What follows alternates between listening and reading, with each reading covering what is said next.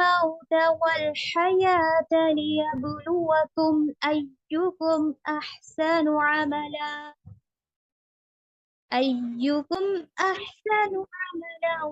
وهو العزيز الغفور الذي خلق 7 سماوات طباقا ما ترى في خلق الرحمن من تفاوت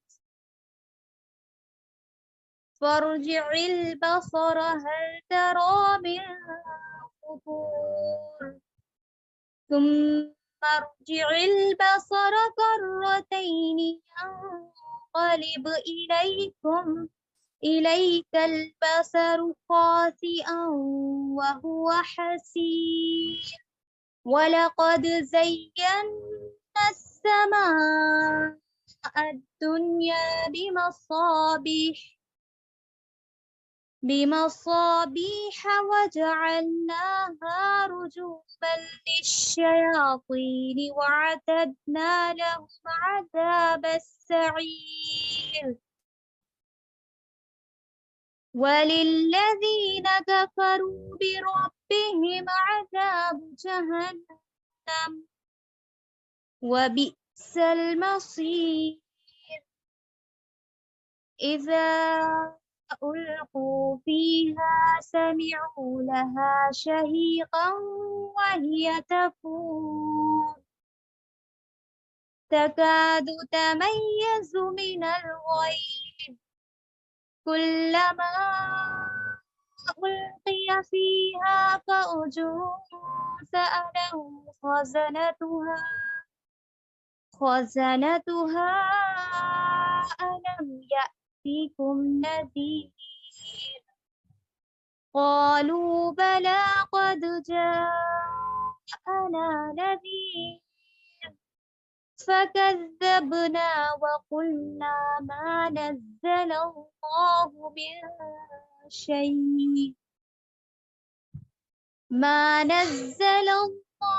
من شيء إن أنتم إلا في ضلال كبير وقالوا لو كنا نسمع أو نعقل ما كنا في أصحاب السعير فاعترفوا بذنبهم فسحقا لأصحاب السعير إن الذين يخشون ربهم بالغيب لهم مغفرة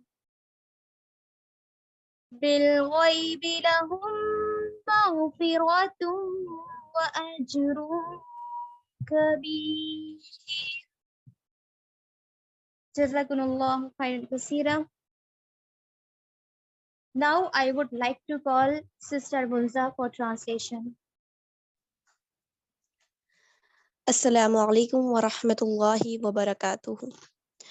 وہ خدا بڑا بلند شان والا ہے جس کے قبضے میں تمام بادشاہی ہے اور وہ ہر چیز پر قادر ہے، جس نے موت اور زندگی کو پیدا کیا تاکہ تمہاری آزمائش کرے کہ تم میں کون شخص عمل میں زیادہ اچھا ہے، اور وہ زبردست اور بخشنے والا ہے۔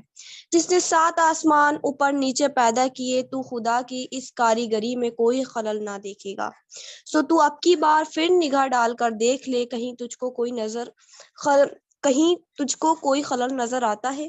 پھر بار بار نگاہ ڈال کر دیکھ، آخر کار تیری نگاہ ذلیل ہو کر تیری طرف لوٹ آئے گی۔ اور ہم نے قریب کے آسمانوں کو ستاروں سے سجا رکھا ہے، اور ہم نے ان ستاروں کو شیطانوں کو مارنے کا ذریعہ بھی بنا دیا ہے، اور ہم نے ان شیطانوں کے لیے ان کے کفر کی وجہ سے دوزخ کا عذاب تیار کر رکھا ہے، اور جو لوگ اپنے رب کی توحید کا انکار کرتے ہیں ان کے لیے دوزخ کا عذاب ہے، اور وہ بری جگہ ہے۔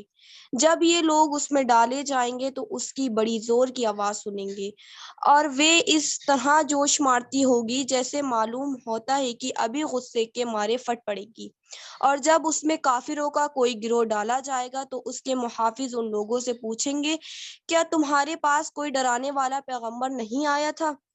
وہ کافر اعتراف کے طور پر کہیں گے کہ واقعی ہمارے پاس ڈرانے والا پیغمبر آیا تھا، یہ ہماری شامت تھی کہ ہم نے اس کو جھٹلا دیا اور کہہ دیا کہ اللہ نے احکام و کتابیں کچھ نازل نہیں کیا اور تم بڑی غلطی میں پڑے ہو۔ اور کافر فرشتوں سے یہ بھی کہیں گے کہ ہم اگر سنتے یا سمجھتے تو ہم دوزخ والوں میں شامل نہ ہوتے، غرض اپنے جرم کا اقرار کریں گے سو دوزخیوں پر لعنت ہے۔ بے شک جو لوگ خدا کو بغیر دیکھے ڈرتے ہیں ان کے لیے مغفرت کا بڑا اجر مقرر کیا ہے۔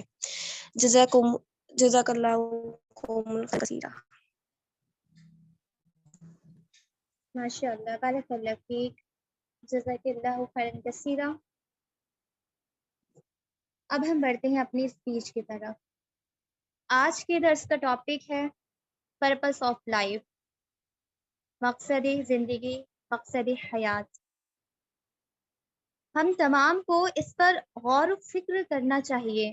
یہ ٹاپک اس لیے رکھا گیا ہے، ہمیں ایک اپنے آپ میں اس کی فکر ہونی چاہیے، ہمیں سوچنا چاہیے کیا، یا پھر کوشچن ایسے بھی کر سکتے ہیں کہ ہم نے کبھی سوچا ہے کہ ہمارا اس دنیا میں آنے کا مقصد کیا ہے؟ اللہ تعالیٰ نے ہمیں اس دنیا میں کیوں بھیجا ہے؟ کیا مقصد ہے کہ اللہ تعالیٰ ہمیں زندگی دیتا ہے پھر ہمیں موت دیتا ہے، یا پھر ہمارا مقصد اتنا ہی ہے کہ ہم صبح اٹھیں، کھائیں پیئیں، جاب پر جائیں، وہاں سے آئیں، پھر کھائیں پیئیں اور سو جائیں، بس ہماری زندگی کا مقصد اتنا ہی ہے؟ یا پھر اللہ تعالیٰ نے ہمیں کسی خاص مقصد کے لیے پیدا کرا ہے؟ آخر ہماری زندگی کا مقصد ہے کیا؟ اسے جاننے کے لیے میں دعوت دیتی ہوں سسٹر سعودہ الہی صاحبہ کو، فاؤنڈر آف الہی انٹرنیشنل اکیڈمی۔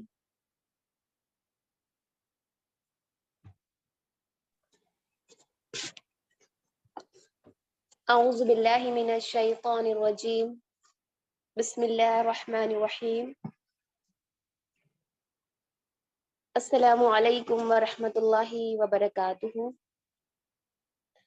ان الحمد للہ نحمده ونستعینه ونستغفره ونؤمن به ونتوکل علیہ ونعوذ باللہ من شرور انفسنا ومن سیئات اعمالنا، من يهدي لله فلا مضل له ومن يضلل فلا هادي له، وأشهد أن لا إله إلا الله وحده لا شريك له، وأشهد أن محمدا عبده ورسوله، أما بعد،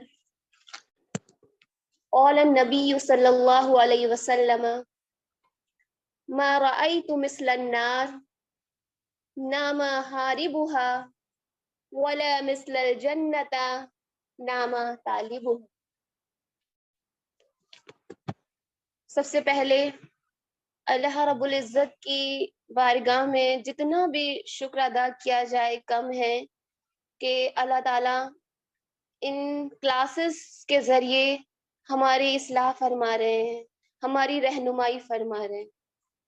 تو یہ جو کلاسز ہیں، جو بھی دین سے جڑنے کی جو بھی کلاسز چل رہی ہیں، اللہ تعالیٰ جو بھی جس طریقے سے کوشش کر رہا ہے، اللہ تعالیٰ سب کی کوششوں کو اپنی بارگاہ میں قبول فرما لے، اور سب کا مقصد صرف یہی ہے کہ اللہ ہمارا رب ہم سے راضی ہو جائے۔ تو سب سے پہلے تو اللہ تعالیٰ ہماری یہ آج کی جو چھوٹی سی کوشش ہے اس کو اپنی بارگاہ میں قبول فرما لیجئے اور ہمارے لیے جنت کے راستے کو آسان فرما دیجئے۔ اس کے بعد میں انس، جو آپ نے مجھے اس لائق سمجھا کہ میں اللہ کے دین کی بات یہاں بتاؤں، تو میں آپ کی بہت شکر گزار ہوں۔ اس کے بعد جتنے بھی یہاں میری پیاری بہنیں ہیں، یہاں سننے کے لیے بیٹھی ہیں، وہ یہاں اپنا قیمتی وقت لگا رہی ہیں، تو میں آپ سب کا بھی تہہ دل سے شکریہ ادا کرتی ہوں کہ اللہ تعالیٰ ہم سب کے یہاں بیٹھنے کو اور سننے کو قبول فرمائے. اور بس یہی دعا ہے کہ اللہ تعالیٰ جو بھی کچھ سنے اللہ تعالیٰ صرف عمل کی توفیق عطا فرمائے. آمین یا رب العالمین. جیسا کہ آپ کو مسکان نے بتایا، جو مجھے ٹاپک دیا گیا ہے وہ ہے پرپس آف لائف، یعنی ہماری زندگی کا مقصد حیات. اللہ رب العزت قرآن کریم میں ارشاد فرماتے ہیں وَمَا خَلَقْتُ الْجِنَّ وَالْإِنسَ إِلَّا لِيَعْبُدُونَ. اللہ کا لاکھ لاکھ شکر ہے جس نے ہمیں انسان بنایا،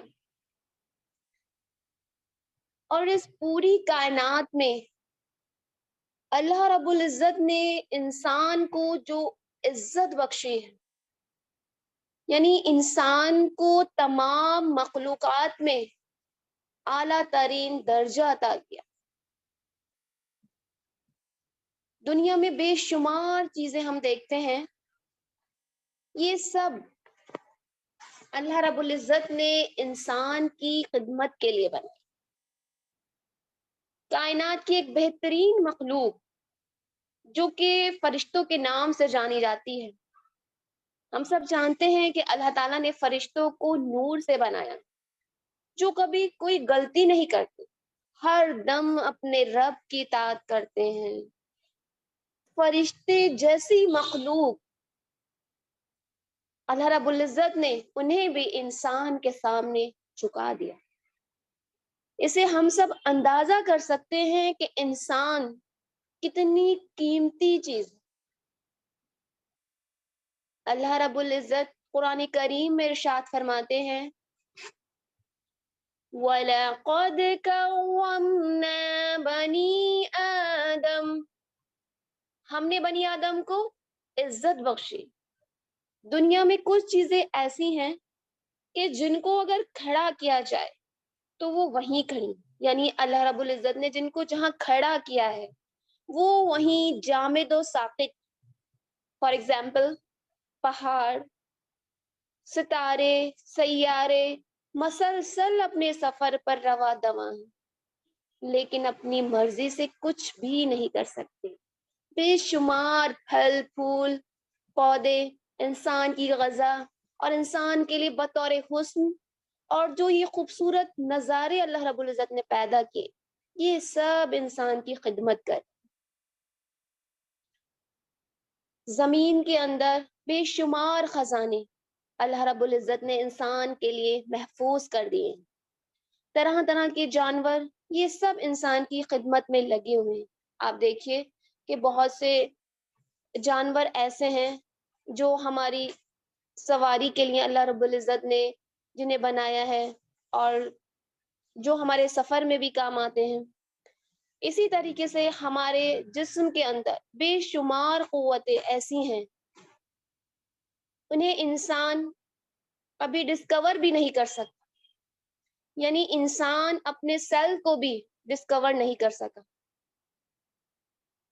اور آپ لوگ جانتے ہیں کہ صرف ایک سیل پر کتنی ریسرچ ہو چکی ہے، جتنی جینز کے اوپر ریسرچ ہو چکی ہے کہ وہ ابھی مکمل نہیں ہوئی. تو انسان اپنے آپ کو بھی اس نے ابھی پہچانا نہیں ہے، خود کو بھی اس نے جانا نہیں ہے.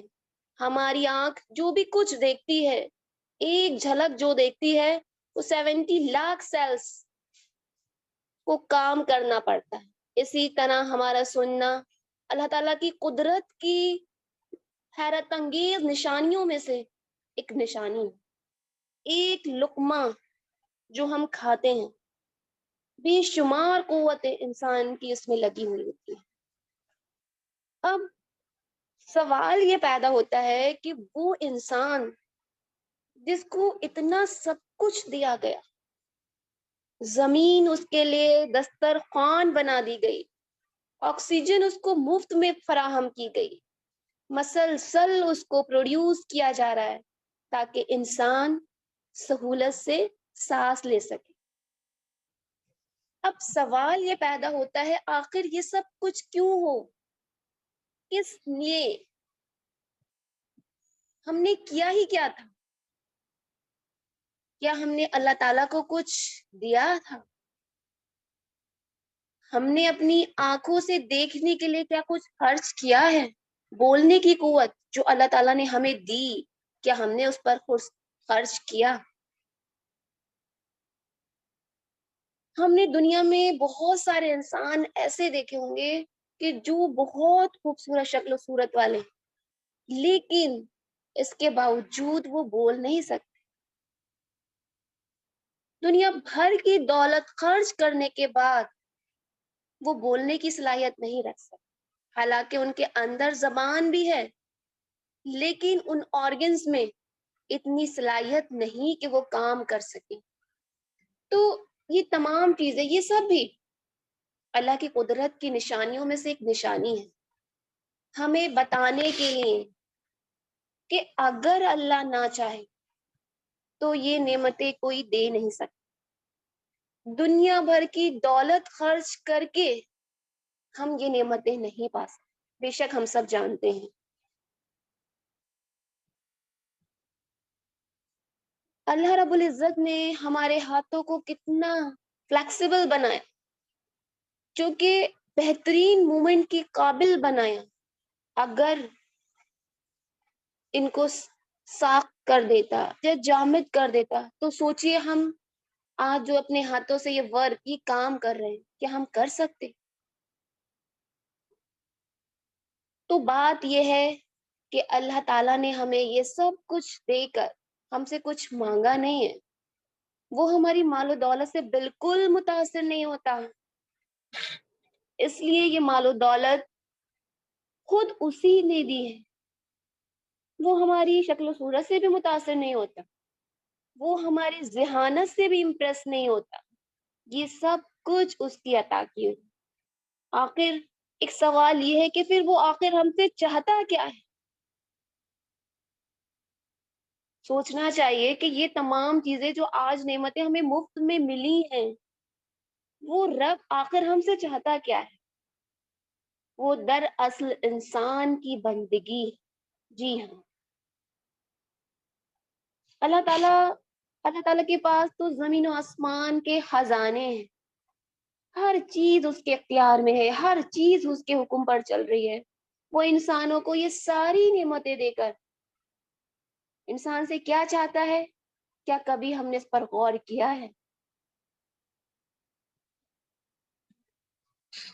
اس نے یہ سب کچھ ہمیں کیا بیکار میں دے رکھا؟ آپ تھوڑی دیر میں یہ سوچئے کہ اگزامپل سے آپ کو سمجھاتی ہوں کہ اگر کوئی ایک شخص ہے، آپ اس کو پلین کا ٹکٹ دے کر یہ کہے کہ جائیے، آج آپ دہلی جائیے، 2 دن کے بعد واپس آ جائیے، تو کیا آپ وہ ٹکٹ لے کر چل پڑیں گے؟ کیا آپ اس سے پوچھیں گے نہیں کہ ٹکٹ کیوں دیا جا رہا ہے، مجھے دہلی کیوں بھیجا جا رہا ہے، میرے بھیجنے کا مقصد کیا ہے؟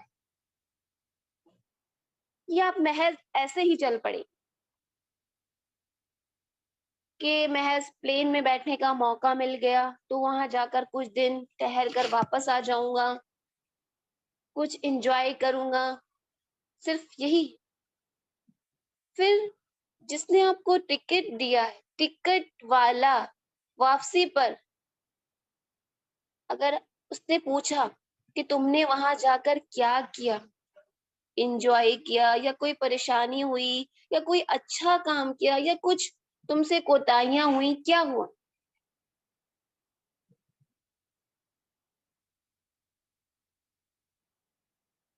اگر ایسا ہوا تو بالکل ایک نانسنس ہی بات. مثال کے طور پر آپ کے پیرنٹس نے آپ کو اسکول میں ایڈمیشن کرائے، آپ کی فیس پے کی، آپ کی فیس دیتے ہیں آپ کے پیرنٹ، تو سال گزرنے کے بعد کیا ان کو یہ پوچھنے کا حق نہیں ہے کیا پڑھا آپ نے، جس کام کے لیے، جس کے لیے آپ کو ایڈمیشن کرایا تھا، آپ کو کالج میں بھیجا تھا، وہ ہوا یا نہیں؟ اور سوچئے اگر سال گزرنے کے بعد ہم نے ان سے یہ کہہ دیں کہ میں نے تو وہاں کچھ کیا ہی نہیں، میں صرف کالج کے اندر جاتی تھی، وقت گزار کر آ جاتی تھی، تو ظاہر سی بات ہے کہ پیرنٹ ہمیں وقت گزارنے، کھانے پینے یا محض دوستیاں کرنے کے لیے تو نہیں بھیجا۔ آپ کے ہم سب کے کالج میں آنے کا کوئی نہ کوئی تو مقصد ہے۔ تو اسی طرح سے اللہ رب العزت نے ہمیں جو اس دنیا میں بھیجا ہے، اس دنیا میں بھیجنے کا ایک مقصد ہے۔ کوئی بھی شخص، کوئی بھی انسان کہیں پر جاتا ہے، اپنے ذہن میں ایک واضح مقصد لے کر جاتا ہے، اور جب وہ وہاں سے واپس آتا ہے تو اپنا حساب کرتا ہے کہ جس مقصد کے لیے میں وہاں گیا تھا، کیا میں اس مقصد میں پورا ہو پایا نہیں، پورا ہو پایا یا بھی نہیں ہو پایا۔ تو بات یہ ہے کہ اس دنیا میں آنا محض بیکار نہیں، صرف ہم یہاں کھانے پینے کے لیے نہیں آئے، سیر و تفریح کے لیے نہیں آئے، صرف دنیا کی خوبصورت نظارے دیکھنے کے لیے نہیں آئے، نیچر کے کچھ لاز جاننے کے لیے ہم یہاں نہیں آئے۔ ہمارا یہاں آنے کا کچھ اور ہی مقصد ہے، بہت بڑا ہے، اس سے بھی آگے ہے، اور وہ کیا ہے ہم سب کو بخوبی معلوم ہونا چاہیے کہ ہمیں جو اس دنیا میں طرح طرح کی نعمت دے کر بھیجا گیا، آخر اس کا بھی تو کوئی مقصد ہوگا۔ اللہ رب العزت قرآن پاک میں ارشاد فرماتے ہیں ما خلقت السماوات والارض وما بینہما باطلا، ہم نے زمین اور آسمان اور ان کے درمیان جو بھی کچھ کھیل تماشے کے طور پر پیدا نہیں کیا، ما خلقناہما بالحق، ہم نے اسے حق کے ساتھ پیدا کیا، اور وہ حق کیا ہے؟ اور پھر انسان کے بارے میں فرمایا کیا تم سمجھتے ہو کہ ہم نے تمہیں یوں بیکار پیدا کر دیا، اور یہ کہ ہم تمہاری طرف، تم کو ہماری طرف نہیں پلٹنا ہے؟ نہیں، ایسا نہیں ہے۔ اللہ رب العزت قرآن پاک میں ارشاد فرماتے ہیں اَيَحْسَبُ الْإِنسَانُ أَن يُشْرَكَ سُدًى، کیا انسان سمجھتا ہے اسے یوں ہی بیکار چھوڑ دیا جائے گا، اسے یہ سب کچھ دے کر پوچھا نہیں جائے گا کہ اس نے ان سب نعمتوں کو پا کر کیا کیا؟ یقیناً اس سے پوچھا جائے گا۔ اللہ تعالیٰ فرماتے ہیں وَلَا تُسْأَلُنَّ يَوْمَئِذٍ عَنِ النَّعِيمِ، اور تم سے اس کی نعمتوں کے بارے میں ضرور ضرور پوچھا جائے گا، تم سے سوال کیا جائے گا۔ اور وہ کیا سوال ہے جو ہم سے کیا جائے گا؟ وہ کیا بات ہے جو ہم سے پوچھی جائے گی؟ اور کیا واقعی ہماری واپسی بھی ہے؟ کیا یہ یقینی بات ہے؟ جی ہاں، ہر چیز ہم دیکھتے ہیں کہ دنیا میں جوڑا جوڑا ہے۔ اللہ رب العزت فرماتے ہیں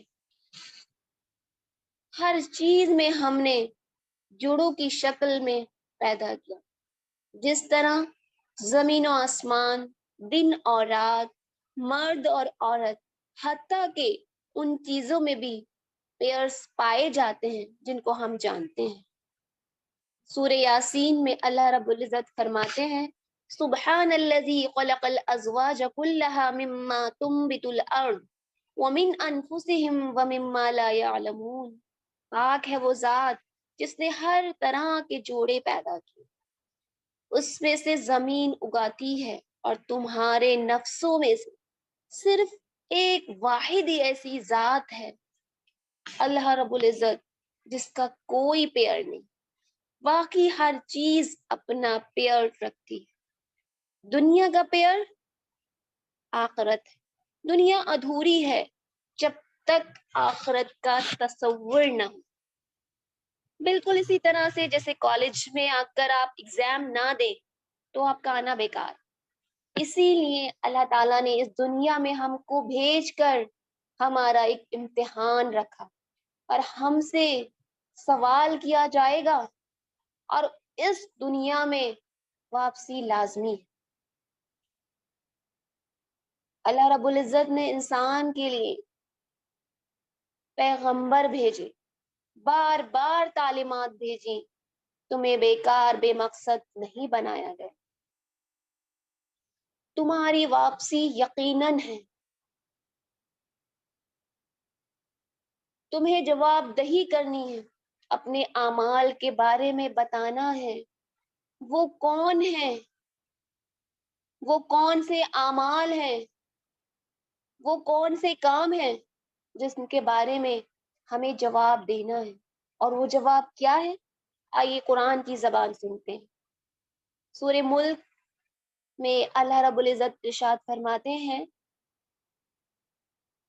तबारकल्लज़ी बियदिहिल मुल्क, बहुत बाबरकत है वो जात जिसके हाथ में कायनात की बादशाहत। आगे अल्लाह रब्बुल इज्जत फरमा रहे, वो हुवा अला कुल्ली शैइन कदीर, और वो हर चीज पर कादिर। फिर आगे अल्लाह ताला फरमा रहे, अल्लज़ी खलक़ल मौत वल हयात, जिसने जिंदगी और मौत को पैदा किया। क्यों? आगे अल्लाह ताला बता रहे हैं, लियब्लुवकुम, सोचिए, ताकि तुमको वो आजमा कर देखे, तुम्हारा इम्तिहान ले। किस बात का इम्तिहान? अल्लाह ताला ने आगे इस बात को इस आयत में मेंशन कर दिया, अय्युकुम अहसनु अमला, तुम में से कौन अच्छे अमल करने वाला है। गोया हम सब का इस दुनिया में एक इम्तिहान लिया जा रहा है। इस दुनिया में हमको पैदा करके अक्ल वाला, सुनने वाला, देखने वाला बनाकर फिर अल्लाह ताला तरह तरह की नेमतें हमको देकर देख रहा है कि मेरा ये बंदा अपनी अक्ल को इस्तेमाल करते हुए पैगंबरों की तालीमात के मुताबिक जिंदगी बसर करता है या नहीं, इसका दुनिया में रहन सहन कैसा है।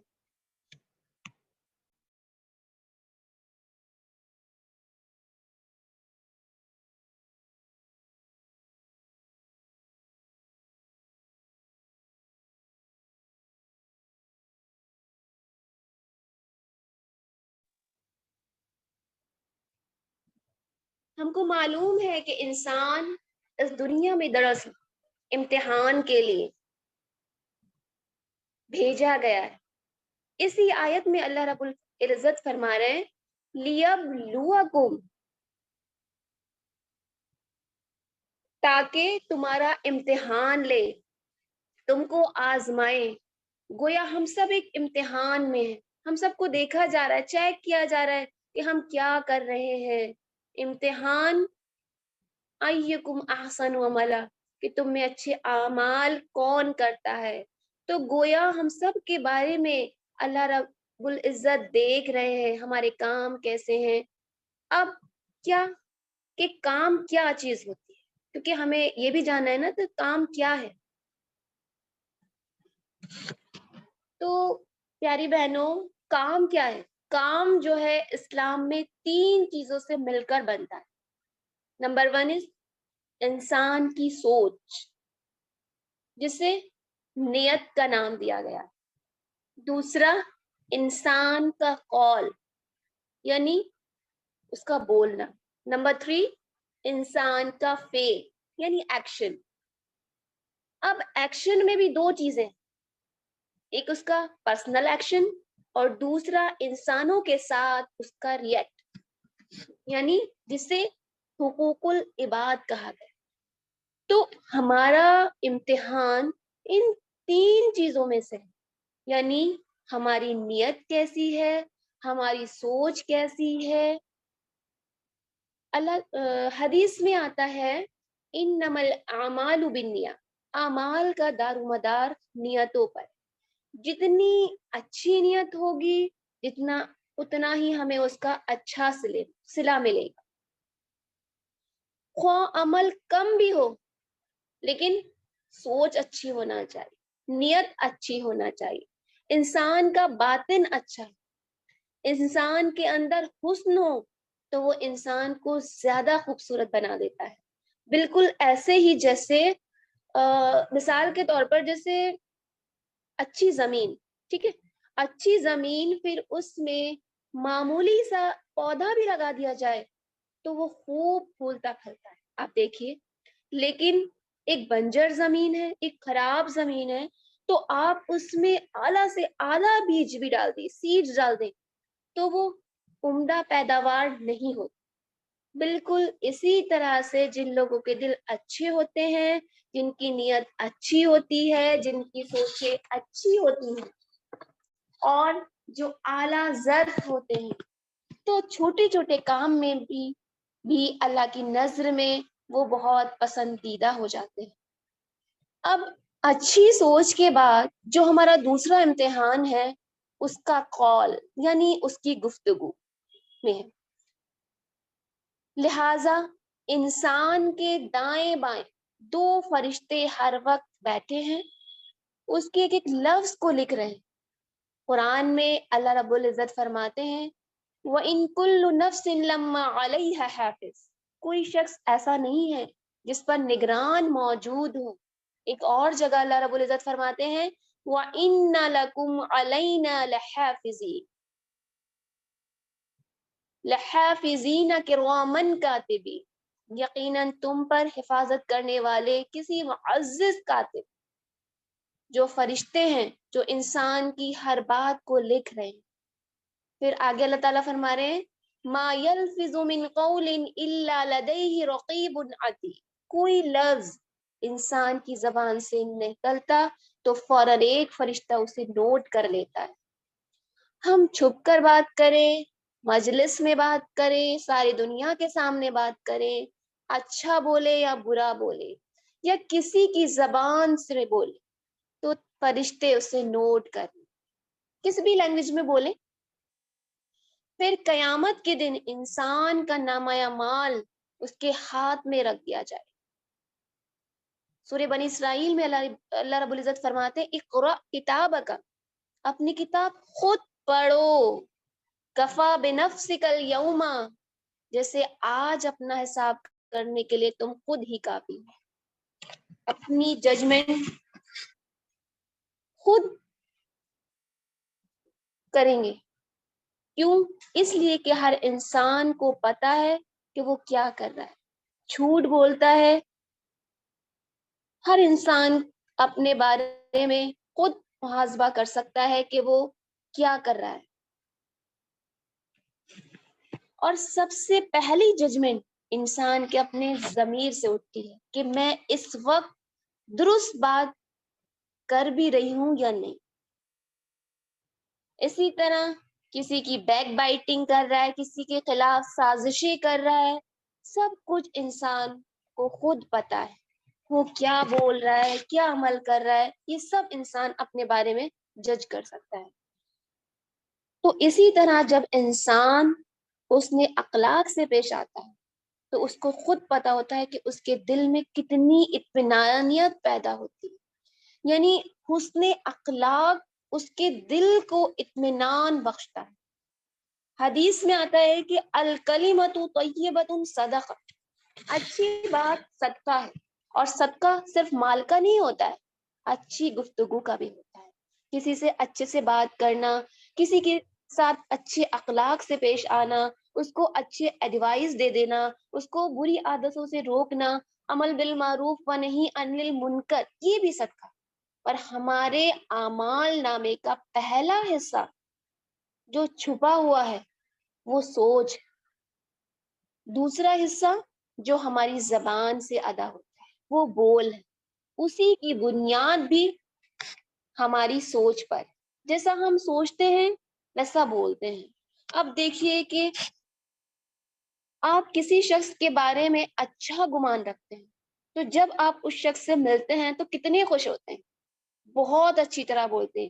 لیکن اگر کسی شخص کے بارے میں آپ بدگمان ہیں، آپ کی سوچ اچھی نہیں ہے، تو آپ اس کے بارے میں نیگیٹو فیلنگ رکھتے ہیں،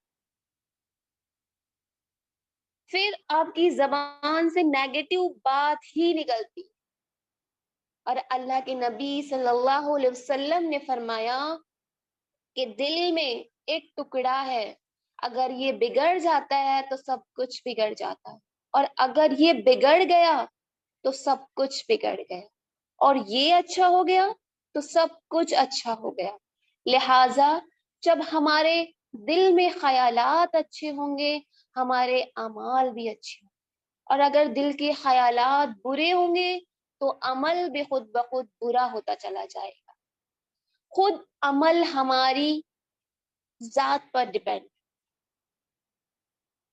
اچھا، کچھ ذاتی اعمال بھی ہوتے ہیں، جیسے ذاتی مثال کے طور پر نماز ہے، روزہ ہے، زکوٰۃ ہے. تو انسان اپنے کیا کرتا ہے، جیسے مثال کے طور پر روزہ ہوتا ہے تو اگر وہ روزے سے ہوتا ہے تو وہ اپنے نفس کو پر کنٹرول رکھتا ہے، تو یہ اس کا ذاتی عمل. لیکن عمل کا دوسرا حصہ جو کہ بہت اہم حصہ ہے، وہ کیا ہے؟ وہ ہے معاملات کا، ایک دوسرے کے ساتھ عمل کر. یعنی جیسے میں نے آپ کو پہلے بتایا تھا کہ حقوق العباد.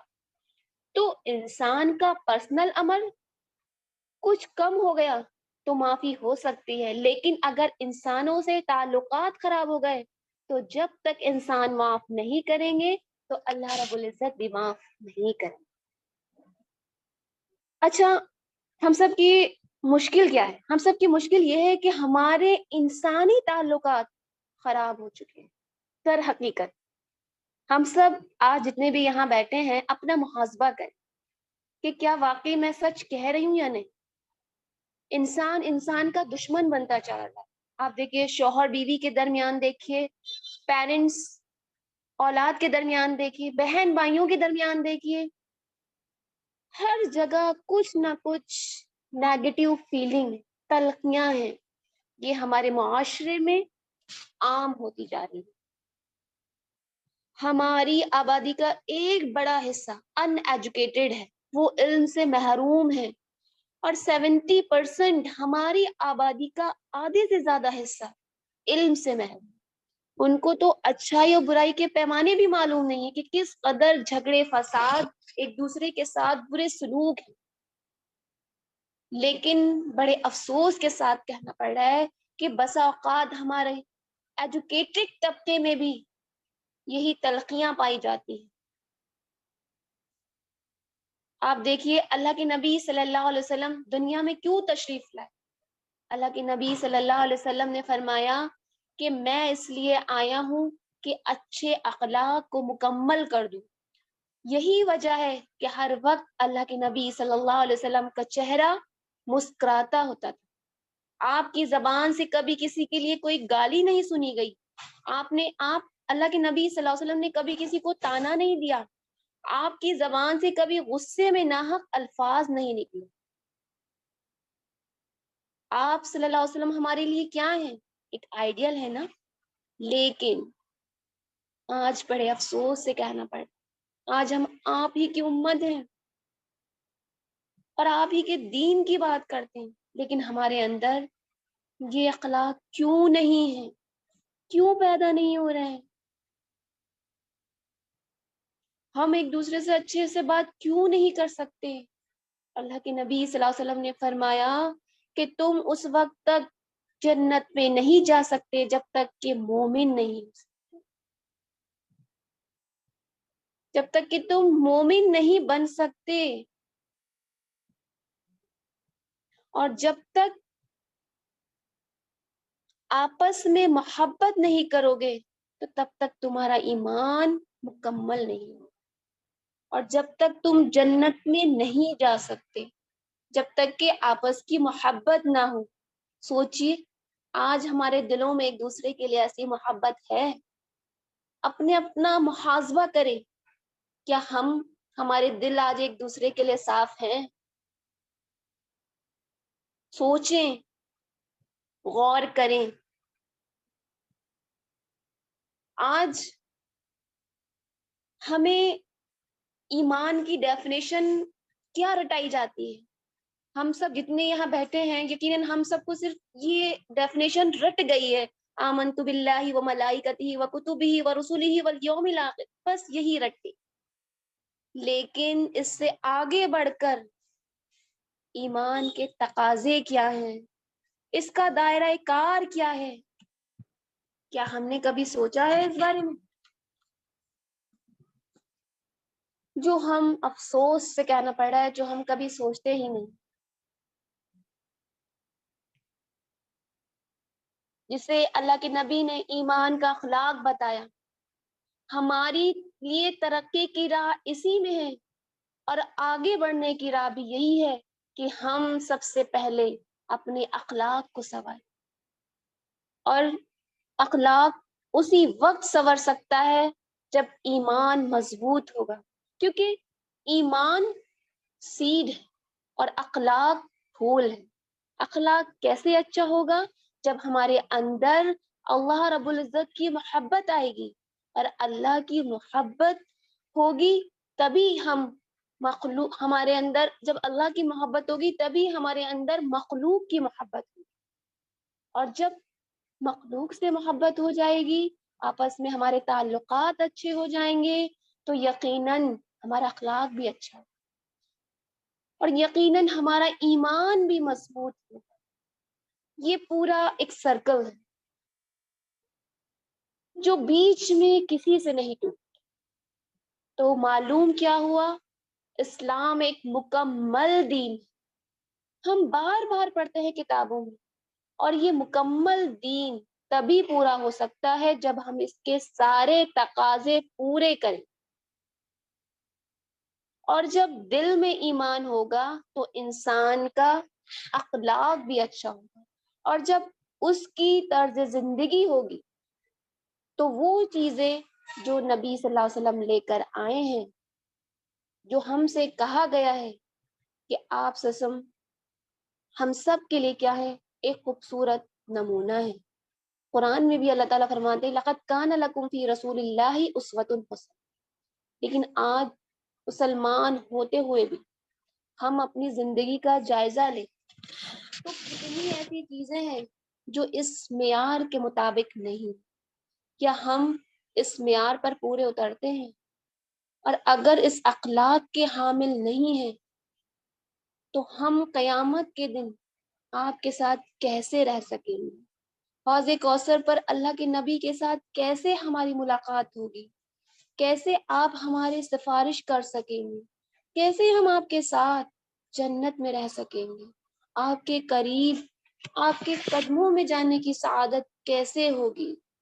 اور اگر آپ صلی اللہ علیہ وسلم والا دین ہی نہیں کیا، آپ والا اخلاق ہی نہیں اپنایا، اور آپ جس مقصد کے لیے دنیا میں آئے ہیں اس مقصد کو پورا ہی نہیں کیا، تو افسوس امت مسلمہ ہونے کے ناطے ہم سب کا یہ فرض بنتا ہے کہ ہم اپنی زندگی کو وہ خوبصورت مثال قائم کریں جس سے ہمارا رب راضی ہو جائے، ہمارے لیے بھی وہی سرٹیفکیٹ جاری ہو جو صحابہ اکرام کے لیے جاری ہوا، یعنی رضی اللہ عنہم ورضوا عنہ. آج ہم سب کو اپنا جائزہ لینا چاہیے. کیا ہم اس مرحلے کے لیے اپنا قدم اٹھانے کے لیے تیار ہیں؟ آپ دیکھیے، ہم سب کی اصل منزل جنت ہے. ہم چند سال کے لیے اس دنیا میں آئے ہیں، بالکل اسی طرح جیسے کہ کالج میں کوئی چند سال کے لیے آتا ہے، 2 سال 3 سال. یہ ہمارا فیوچر نہیں ہوتا ہے کالج، بلکہ ہماری تیاری کا ایک مرحلہ ہے. بالکل اسی طریقے سے جنت اصل گھر ہے، دنیا تیاری کی جگہ ہے، اور یہ دنیا ٹیمپریری ہے، عارضی ہے، جہاں ہمیں اپنے اصل گھر کے لیے تیار کر کے بھیجنا ہے. ہم سب سوچیں اپنے لیے کیا تیار کر رہے ہیں. آپ دیکھیے کہ جنت ایک پرامن جگہ ہے، اور اللہ تعالیٰ نے پرامن لوگوں کے لیے وہ جگہ بنائی ہے. وہاں ان لوگوں کا داخلہ ممنوع ہے جو لڑتے ہیں، جھگڑتے ہیں، آپس میں لوگوں سے نفرت کرتے ہیں، دلوں میں بغض رکھتے ہیں. جنت ان کے لیے نہیں بنی. حتیٰ کہ کوئی شخص اچھے عمل والا بھی ہے لیکن اس کے دل میں دوسرے کے لیے کچھ حسد بغض ہے، تو حدیث پاک میں آتا ہے کہ جنت میں داخل ہونے سے پہلے ایک پل پر روکے جائیں گے جہاں ان کے دلوں کو صاف کیا جائے گا، پھر وہ جنت میں جائیں گے. لیکن یہ صفائی ہمیں ابھی سے کرنی ہوگی، تبھی ہم اس جنت میں جا سکیں گے جو ہمارا اصل مسکن ہے. لہٰذا ہمیں اپنے اعمال کی فکر کرنا چاہیے، ظاہری اعمال کی نہیں بلکہ اندرونی اعمال. اپنے دلوں کا جائزہ لینا چاہیے کہ کہیں کوئی چیز ہمارے دلوں میں ایسی تو نہیں ہے جو ہمیں جنت میں جانے سے روکے. ہم اپنے آپ کو چیک کریں. دوسری چیز ہمیں اللہ کے نبی صلی اللہ علیہ وسلم سے جو ملتی ہے وہ یہ ہے کہ ہمیں کثرت سے اللہ کا ذکر کرنا چاہیے، کیونکہ قرآن میں ہے الا بذکر اللہ تطمئن القلوب، اللہ کے ذکر سے ہی دلوں کو اطمینان ملا کرتے ہیں. اور اللہ کے نبی صلی اللہ علیہ وسلم کے بارے میں آتا ہے کہ اللہ کے نبی صلی اللہ علیہ وسلم کے تمام گناہ معاف ہونے کے بعد آپ 100 مرتبہ سے زیادہ جو ہے استغفار کیا کرتے تھے. اسی طرح ہمیں بھی کثرت سے اللہ تعالیٰ کا ذکر کرنا چاہیے، استغفار کرنا چاہیے. اسی طرح اپنے معاملات میں ہمیں صدقہ کا بھی اہتمام کرنا چاہیے. پھر آپ دیکھیں کہ اللہ تعالیٰ سورہ بنی اسرائیل میں فرماتے ہیں کہ جو دنیا کے طلبگار ہوتے ہیں، جو صرف دنیا کے لیے کوششیں کرتے ہیں، تو اللہ تعالیٰ ان کو صرف دنیا عطا فرماتے ہیں. لیکن جو آخرت کے طلبگار ہوتے ہیں، جن کی نظر میں آخرت ہوتی ہے، وہ اس کے لیے کوششیں کرتے ہیں، اور تو اللہ تعالیٰ انہیں خود بخود دنیا بھی عطا فرماتے ہیں اور آخرت تو انہیں دیتے بھی ہیں، ساتھ میں دنیا بھی دیتے ہیں. اور ایسے لوگوں کا ٹھکانہ جنت ہے. تو ان تمام باتوں کا کیا کنکلوژن ہے کہ بس یہی ہے کہ ہماری زندگی میں صرف باتیں نہیں ہوں بلکہ عمل سے ہم اس بات کا ثبوت دیں. ہمارا ایمان صرف زبانی ایمان نہیں ہو، ہم دل سے ایمان لائیں اور دل میں ویسا ہی ہم اس چیز کو اتاریں جیسا کہ اتارنا چاہیے. اور اللہ تعالیٰ سے اس بات کی بھی ہم سب کو توفیق عطا فرمائے کہ ہم سب آخرت کی فکر کریں، اور بس ہمیں ہر وقت یہ دیکھنا چاہیے کہ ہم اپنے ٹائم کو کہاں انویسٹ کر رہے ہیں، دنیا کے لیے کر رہے ہیں یا آخرت کے لیے. ہر انسان اپنا محاسبہ خود کر سکتا ہے کہ وہ اپنا ٹائم کہاں لگا، کہاں اپنا ٹائم انویسٹ کر رہا ہے. اللہ تعالیٰ ہمیں اس بات کی توفیق عطا فرمائے کہ اپنی زندگی کا مصرف جانے جہاں ہمیں اپنی زندگی کو انویسٹ کرنا چاہیے تو ہم صرف اور صرف اللہ ہی کے لیے اپنی زندگی کو انویسٹ کریں، اور آخرت جو ہمارا اصل گھر ہے، جنت جو ہمارا اصل گھر ہے، ہمیں اس کی فکر کرنا چاہیے اور اسی کے لیے ہمیں کوششیں کرنا چاہیے. وما علینا الا البلاغ. اور اس شعر کے ساتھ میں رخصت ہونا چاہوں گی. میری زندگی کا مقصد میری دی کی سرفرازی، میری زندگی کا مقصد میرے دی کی سرفرازی، میں اس لیے مسلماں، میں اس لیے نمازی. سبحان اللہ و بحمدہ، سبحانک اللہم و بحمدک، نشہد ان لا الہ الا انت، نستغفرک و نتوب الیک. السلام علیکم و رحمۃ اللہ وبرکاتہ. ربنا تقبل منا انک انت السمیع العلیم وتب علینا انک